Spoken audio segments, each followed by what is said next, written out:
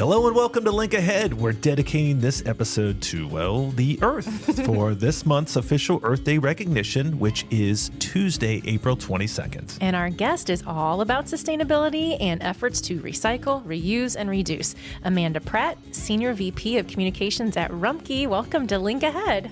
Well, thanks for having me. Happy Earth Day. Happy Earth Day. And Rumpke has nearly a century of service, which is amazing. Today, you have 4,000 associates and serve customers in 5 states, headquartered here in Ohio. In fact, you recently opened a new material recovery facility, affectionately known as a MRF, here in Columbus. And we had Andrew Booker from Swaco on Link Ahead in the fall, and he said it's the biggest MRF in North America. Is that right? Tell us more about this facility. It is. It's the Rumpke Recycling and Resource Center, and we opened it last August. We officially opened it, and it is the largest recycling center in North America. It's also the most technologically advanced recycling center in all of North America.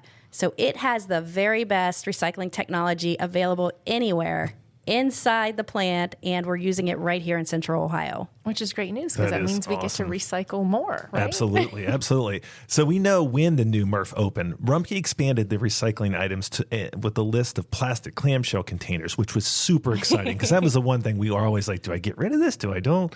So tell us more about the new facility's capabilities. So the new facility is the reason you can now recycle your clamshell containers. And those are those plastic containers that everyone has wanted to recycle for so long. I recycled one this morning. The raspberries were done. Put them in the recycling. That's what I'm talking about. As soon as you finish your berries or salad or what have you, you could go right to the recycling bin with it. And the reason that it works is because at our new recycling center, it's about 262,000 square feet, and we're able to process the recycling that you put in your recycling cart at a rate of 60 to 70 tons per hour. So what happens is though that material is collected at the curb, we're bringing our trucks full of recycling to our tipping floor, which is 30,000 square feet. That is also the largest tipping floor in the United States.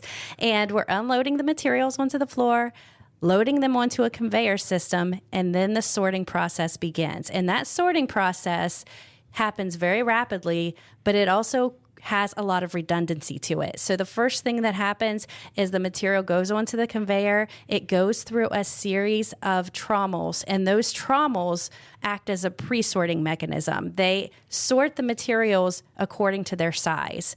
So we sort according to 3 different sizes. And then the material travels along and it meets up with Rumpke employees who are stationed near the conveyor system, and they stand there and they remove things like clothes baskets, maybe large rigid plastics like buckets, or maybe they're removing things that shouldn't have come to us in the first place. We see things like blankets and sheets and clothing. A really big hazard for us are batteries. So electronic batteries from cell phones and computers or power tools, even those e-cigarettes have those batteries. Even greeting cards that play music have those batteries. So those can't go to recycling. They actually they pose a big fire risk to our plant and to the people working around them. So those people stand there, they remove the things that shouldn't come to the recycling center in the first place. The material travels along, and we sort the fiber materials, the cardboard, from the container materials. So we do that using a system of trommels and ballistic sorters. So the ballistic sorters are like an elliptical, and we move the fiber material into one conveyor system and the containers onto another conveyor system. And then we use about 19 infrared optical scanners that have AI in front of them to sort your materials into the separate commodities. And we wrap up using steel magnets to separate steel and aluminum and an eddy current. And then we have neatly sorted commodities that we ship to manufacturers. Most of those manufacturers are right here in the state of Ohio. Wow, my mind is blown. Yeah. And I mean, you want to talk about an operation. And we know Rumpke is happy to have residents, school groups, anyone just come tour the facility. How do people do that? Because this is really something to see. Yes, absolutely. We want people to come in and see for themselves what happens when they take the time to recycle. So school groups, anyone aged 10 and up is welcome to come and tour the facility. The tours do have to be pre-scheduled, so it's important to go to rumpke.com, click on that community link, and then you can schedule your tour online. And it's more than a tour of a plant. There's a little bit extra that our groups get to see while they visit. So you partnered with COSI and OSU for an education floor with an interactive exhibit. Can you tell us about that? Sure. Rumpke invested a few $1,000,000 into the project just for education. We know that people want to know what's happening with their recyclables. So we teamed up with COSI and we built an education center. And the education center really walks guests through the process of being in the supermarket and making that first decision whether to purchase an item that is packaged in recyclable material or buying something else. So they go through a supermarket, they shop, they go through a checkout, which gives them points for selecting things that can be recycled. And then the next piece of the exhibit takes them to their home, and that's where they're making the decision whether or not to put that item in the trash bin or the recycling cart. I love this. It's like totally like a closed loop system, like from start to finish, the circle of life. I want to take a field trip. Oh, and we want people to come in. And then right after that, we have a whole full scale model of what they can see inside the recycling center. And we go over the trommels, the ballistics, the AI components, and the optics and how they sort the materials, how the magnets used. And then finally, we finish up with a section where they can see how the material is baled. And our bales, they weigh between 800 and 2,000 pounds each. So we have right in that education center, real life bales of aluminum, bales of cardboard, so that people can see those materials and see what it looks like. And then we finish up with, here's what your material becomes. 80% of the material that you recycle in your recycling cart with Rumpke goes right back to manufacturers and companies here in the state of Ohio and the Midwest. So these are companies that are right in our backyard. ADS and Greif Brothers and Phoenix Packaging, Axiom Plastics, Owens, Illinois, Anchor Glass, all of that. They are our partners, and they're right here in Ohio creating jobs from your recyclables. So we show that at the exhibit as well. And then we take the group through a platform tour of the recycling center. We actually go out into the plant and we talk about what happens to your recycling. No, we love that you're partnering with Ohio businesses. We love, love, love that you opened this facility in Central Ohio. You could have opened it anywhere, really. So why was our region chosen as the site? For Rumpke, we've been recycling since our founding back in the 1930s. Our company founders actually collected trash from restaurants and from businesses in town.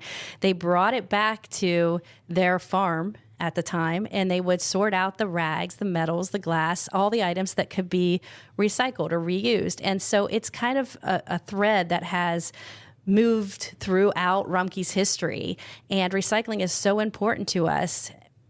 More than 60 to 70% of the materials that we all throw away every day can be recycled.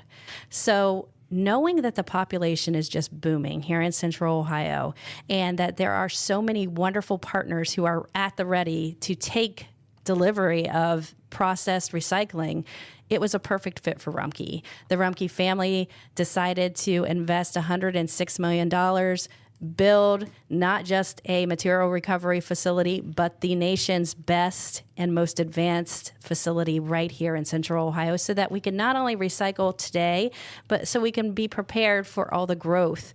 And we even put inside the recycling center, we included an overhead crane so that as technology evolves and develops, and as the population grows, and as the material stream changes, we can update the equipment and the technology and bring the best right here to our hometown. Wow, that's awesome. And you talked about the 30s. It was like you didn't mention plastic. Right. It was glass and it was rags. And it's That's like, true. oh, think about those times. You remember back in the 30s, No, Bruce? I don't remember the 30s. I'm reminiscing of like what our lives were like before plastic consumed everything. Exactly. True. I mean, Yes. it's in everything now. All right, so how much, comes through that in a roundabout terms, like how much material comes through Central Ohio in a day? So in a day, we can recycle about 700 to 800 tons. That's what comes through. That facility in Columbus services 50 counties in Ohio. So we have a lot of material coming through. Now, we recycle right now 150,000 to 180,000 tons of material every year from that area. We hope or have the capacity to recycle 250,000 tons a year with this new facility. So we have a lot of work to do. We need more recycling. Like I said, the companies, especially in our region, are very eager and excited about receiving the recyclables that we're all bringing to them so that they can create new products. And we are not shy in Dublin about our goal to be the most sustainable global city of choice anywhere. And we're proud of that commitment. One of the things we always talk about is our diversion rate. So talk about that. So diversion rate is how much material you're diverting from the landfill. And landfills only have a certain amount of space. And the average American produces 4.5 pounds to 5 pounds of trash every single day. A day? A day. You might not realize it, but you're generating it. So if you really recycle well, 60 to 70% of that should be in your recycling. And I will say Dublin is a city that does a fantastic job recycling. All right. Your education, your outreach, it's outstanding. We didn't pay her to say that. That's it. They absolutely do a fantastic job here. I can't say enough. I mean, Rumpke enjoys the partnership that we have with the city of Dublin and the Dublin residents. And I know we work with the schools, too, to get out and do presentations. But I really think that's because of the community and the people here are excited to find ways to live more sustainably and to make sure that we're protecting our environment for generations to come. So the diversion rate here is higher than what it is in some areas of the country, and it's definitely a testament to what the city does to provide everyone with curbside recycling and to educate people about what they can recycle. Yes, and kudos to our city council for making that commitment a long time ago, and great job to the residents, the schools, like you said. It's a way of life here in Dublin. Right, and I want to point out, even though this recycling center is new and it's bigger and better, Rumpke's had the recycling facility up here in Columbus since the early 1990s. I think it was 1991. So what we did is we kept our old recycling facility open right until we opened that new facility. And we're just here to keep innovating and to keep adding to that list of acceptable items so that we can recycle more and more. So you mentioned we have a high diversion rate, and it's nearly 50% of organic and recyclable materials. And the national average is 30%. Right. So yay, Dublin, we're doing a great job. So what can Dublin do to get that number even higher? And the second part is, what can we tell our neighboring communities to be like, hey, man, you need to get on board with this? So one thing that I think everybody can do at home, I think we naturally think of recycling in our kitchens. I mean, that's where our trash can is, and we all have, aluminum and steel cans and cardboard boxes there and plastic containers, so it's very easy to do, glass. But I also encourage people to think about what's in your garage. Think about boxes that are out there. Everything that comes to your curb. I mean, all of us are buying online. Send that cardboard. It doesn't necessarily have to be broken down. Recycling is very easy. You don't have to hand wash your recycling. Just rinse it. You don't have to remove labels. Just put it in your cart loose. And when in doubt, you have a label on your cart that tells you what goes into the container. You can always check either the city's website or our website and get the latest details to recycle. Again, we added clamshell plastics recycling recently. In recent years, we added plastic yogurt containers and tubs. Also, your plastic cups from Starbucks or McDonald's, those can go in your recycling bin. I don't want you to forget about paper cups. Those all can go in your bin now. The other thing is, think about what's in your bathroom. The soap boxes, toilet paper rolls, lotion containers, shampoo containers, all of those are recyclables. So add those to your containers. And then if you're a business owner, always consider that you might be able to save on how often you have your trash picked up by considering the addition of recycling. So if your business is producing a lot of cardboard, or if you're a bar or restaurant and you have a lot of glass or beverage containers, let us know. We can help with solutions to reduce the amount of trash that you're generating. That's a really good point. Just curious, in the places where we see lower diversion rates, what do you think is holding them back? There is the belief that maybe recycling doesn't really happen. And I want to encourage people or let people know it's a big, big part of Rumpke Waste and Recycling. We're investing millions annually to support recycling innovation. It is a separate truck that comes to your house. It is taken to the material recovery facility, and we invite people to come in for a tour. And if you can't do that, go to our YouTube channel, and we have many, many videos about the recycling process that will take you inside if you can't come in person. I think that's one obstacle.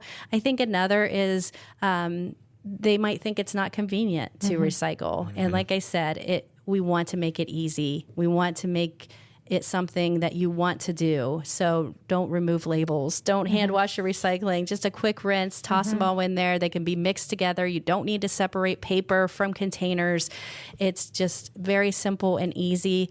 The other thing that I think detracts a little bit from recycling is some of the national headlines have been published or they've been broadcasted that recycling's not successful. It's failing. Plastic recycling doesn't work. And I really want people to know that recycling is alive and well here in the United States and specifically here in Ohio. Those articles, I think they'll say less than 5% of plastics are recycled. The reality is they're talking about every type of plastic everywhere. When you consider how many plastic bottles and jugs and tubs are being recycled, we're at 37% are being recycled. So 37% of all plastic bottles and jugs are being recycled. So it's working. It's successful. It makes economic sense. And the demand for recycled materials is very high right now. And that fuels our circular economy. That creates jobs. And that's a benefit to all of us. Absolutely. So if you look across the nation, how does Ohio compare to all the other states in the union? Well, I am an Ohioan. OH. I-O. But we're one of the best. We really are, if not the absolute best. Nice. We do have the best recycling facilities. Like I said, we have such wonderful innovative partners right here in the state of Ohio. I named a few earlier, but we have ADS, Advanced Drainage Systems. We have Axiom Plastics. We have Phoenix Packaging. Coca-Cola has some of their facilities here, and they are recycling the bottles that your Diet Coke and all your Coke products are coming in. We work with a company called Pratt in Northern Ohio, Pratt Paper, and they're making cardboard boxes for people like Amazon. There's also a pipe company up north in Ohio near Bowling Green. There's just so many resources right here within our state, within our footprint, that are willing to accept the materials. And then we have these great manufacturers who are willing to make changes. Companies like Procter & Gamble and Kroger and Bath & Body Works and Marzetti, they're coming to our plant. They're studying the way that recycling works, and they're figuring out ways to change their packaging so that it can go from the shelf to the bin back onto the store shelf. Not that I want to put you on the spot to call out another state, but is there a certain city, state that you don't have to say the name that you're like, why this is a prime real estate for recycling, and why aren't they doing this? For us, our concentration is mainly on our service area because that's just the way that it makes sense for us to expand from a logistical perspective. Ohio is top notch. And I'm not just saying that, it really is top notch. Rumpke services Ohio, Kentucky, Indiana, West Virginia, and Illinois. I know West Virginia has a lot of work to do, and they're very eager to start more recycling programs. Illinois is the same way. Indiana is very aggressive about recycling. Of course, if you look at the entire nation, I mean, we have, the West Coast is very progressive when it comes to recycling, and they have a lot of waste reduction programs. And we actually have, as an industry, a group called the National Waste and Recycling Association. And Rumpke is heavily involved in this association, and we're working with other cities, other municipalities, other waste haulers, recyclers, so that we can innovate together and lift up our entire industry and offer better services, more accessible services, more innovative services to our customers.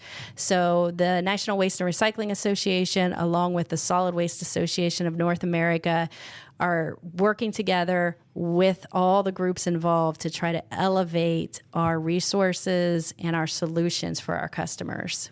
Well, you've talked a lot about partnerships and innovation, and we started partnering with the city of Hilliard in 2021 on efforts to recycle styrofoam.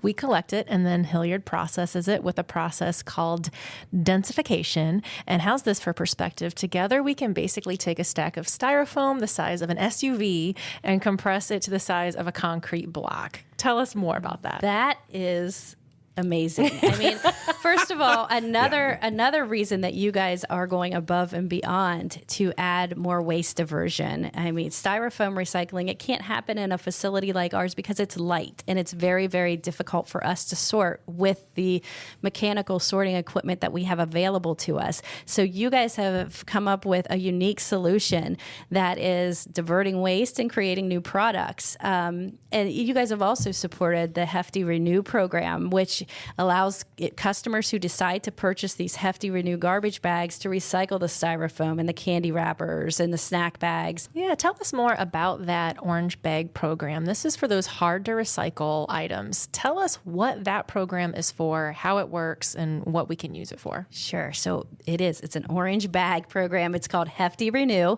And these are bags that you can purchase in your local grocery stores. I know they're available at the Kroger, Target, Walmart. They're also available online at the Hefty Renew website.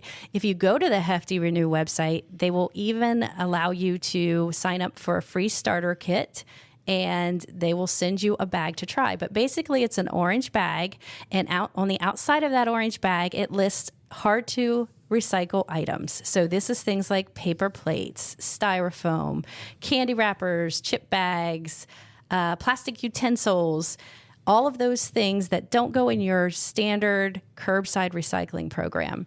So you put them in the orange bag, but you can put the orange bag out with your Rumpke pickup. And we will take it, and at our recycling facility, we're pulling those orange bags, we bale them up, and we ship them to an end user that Hefty has found for us, and they make those plastic blocks and plastic furniture out of the hard to recycle plastics that are placed in those orange Hefty Renew bags. Wow. And you put that out with your recycling? Yes. Your recycling bin? Yes, you can put it right out with your recycling bin. You can put it inside your cart. We're going to dump it with your other recyclables, but our employees are trained then to pull those orange bags out, and then we'll bale them and ship them off to the Hefty end user. That is very cool. So, Amanda, we've heard the term called wish cycling. People aren't sure if something is recyclable or not. They hope it is. So the throw it in the blue bin, is this a problem? I wish cycling was not a problem, but unfortunately it is. And it's that whole concept where, we all want to do what's right. Right, We all absolutely. we hate to throw something away. We want to put something to good use. And I know that wish cyclers, their heart is in the right place. However, when we get the wrong things at the recycling facility, it not only puts our people at risk, like electronic waste, like those batteries I talked about, but it also breaks down the equipment, stops the system from working so that we can repair it, and ultimately drives up the cost of recycling. And then when you're sending the wrong thing to the recycling center, you're paying to have it picked up, transported to the recycling center, sent through the process, only to be kicked back out of the process and then driven to a landfill. So you've just doubled the carbon footprint and the cost by putting the wrong thing in the bin. So it's very important. While we want all your materials and we want to make it as easy as possible, if you're in doubt, please check your cart lid or check your city's website, check Rumpke's website, and find out what you can and cannot recycle. Like I said, some of the things that we really see often are electronics like cell phones, power tools, etc. even toys that have batteries in them. But we see things like diapers and clothing and bed sheets. And I think a lot of it comes through on public drop-offs, the Dropbox recycling programs where we get some donations. But really, if you just stick with aluminum cans, steel cans, cartons with the straws removed, glass bottles and jars, and your plastic cups, tubs, bottles, and these are laundry detergent bottles and water bottles, shampoo bottles, lotion bottles, etc. And then all your cardboard and junk mail. That's what goes in the bin. Before we wrap things up, we took to social media to ask our residents what are their recycling questions, because we know with all the improvements, people get confused. Can I not? And so here are their questions. So first question, can we recycle aluminum? You can recycle aluminum cans, but other types of scrap aluminum are not permitted in the Rumpke Recycling Curbside Program. You're going to want to take those to a scrap buyback center. What about during the holidays, wrapping paper? Or birthdays. Well, birthdays. Yeah, I didn't think about that. Year round. So wrapping paper is acceptable because it's paper. Basic rule of thumb is if you can tear it, you can put it in your recycling cart. I will say tissue paper or paper that's made of like a foil texture, those are not great to put in. It's really just standard wrapping paper. Okay. This is a really specific one. Sushi plastic containers. Well, I guess it depends on where you're getting the sushi from. But I would say you're talking about a clamshell plastic container. And when in doubt on the clamshells, if it has a hinge, meaning it bends to close it, then that is a clamshell. It should be clear in color and have that hinge. So definitely think of those containers that your strawberries and cranberries and blueberries come in. And if it has a hinge, and some of those sushi containers do, you can toss it in there. How about foil? Aluminum foil, we do see it. We do try to recover it, but it's not something that we can take in a large amount or a large quantity. It's best to leave aluminum foil out of your recycling cart. I've been wish cycling the aluminum foil. Lindsay. Oh my goodness. Well, this is why we have the experts This is it. here. No, you're absolutely right. Absolutely Okay, right. I think I know the answer to this one. Greasy pizza boxes. Oh, this is such a good one. I'm glad you brought it up. People always want to know about the pizza boxes.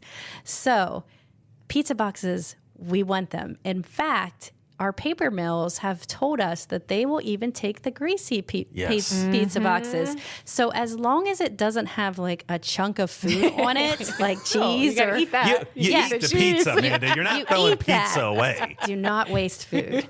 So yes, please put it in your recycling cart. Please, we will take it and it'll be recycled into a new cardboard box or some paper hand towels. Awesome. Bottle caps.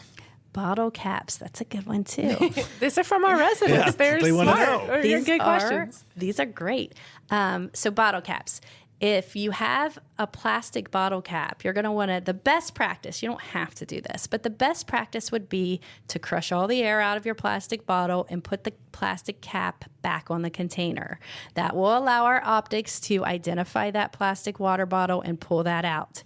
If it's a glass bottle with a metal lid, you're going to want to keep the lid separate because the metal lid is going to get recovered with the aluminum and steel cans, and the glass is going to actually be crushed and broken and sent to our one-of-a-kind glass processing facility, which is in Dayton, Ohio. And that's where we make the materials used for the fiberglass industry and the liquor container bottling industry.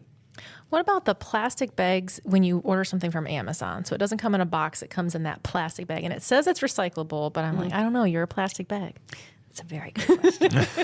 I go over this at home with my husband almost every day. Though I know they say they're recyclable, but there are no rules about which products can carry that recycling symbol. So it's best to consider what's acceptable versus what's recyclable.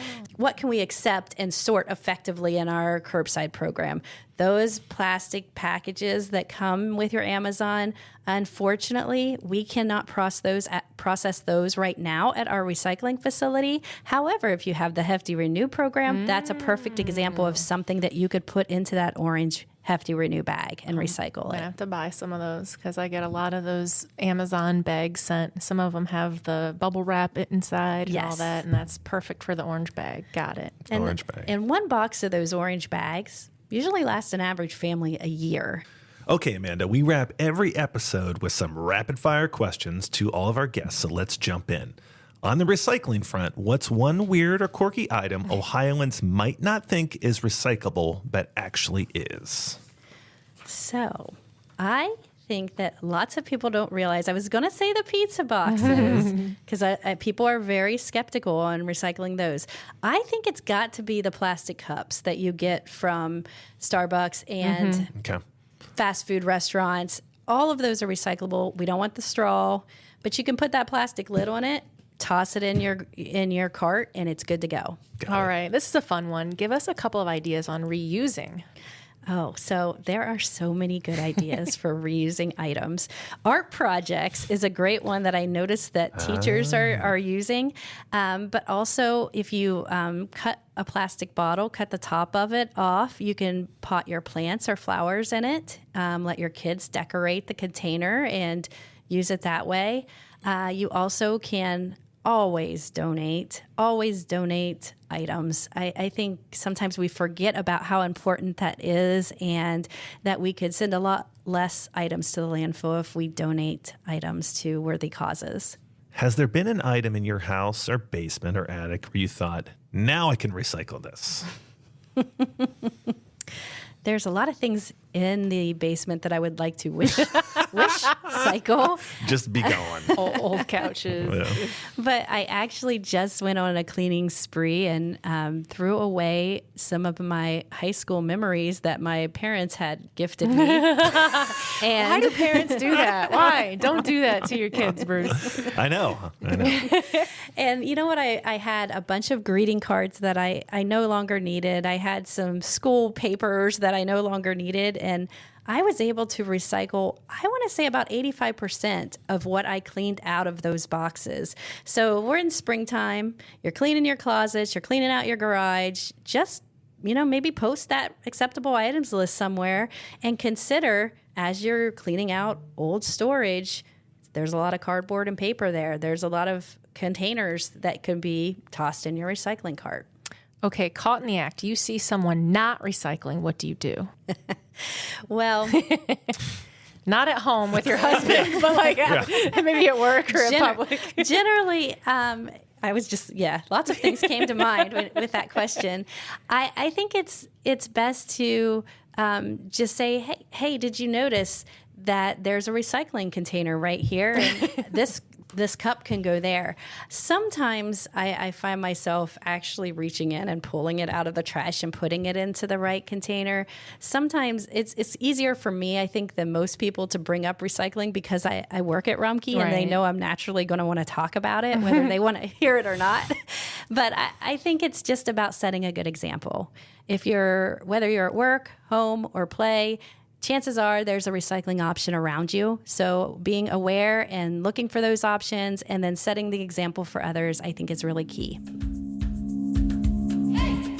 Amanda Pratt, thank you for your dedicated partnership to our city and your dedication to a more sustainable planet. And thank you for joining us on Link Ahead. My pleasure. Thank you so much to the city of Dublin, to all the residents and all the businesses who make recycling a success. And to our listeners, thank you as well for taking the time to connect with your city. Tune in next time as we continue to explore the many personalities and experiences that make Dublin a thriving place to live, work, and grow.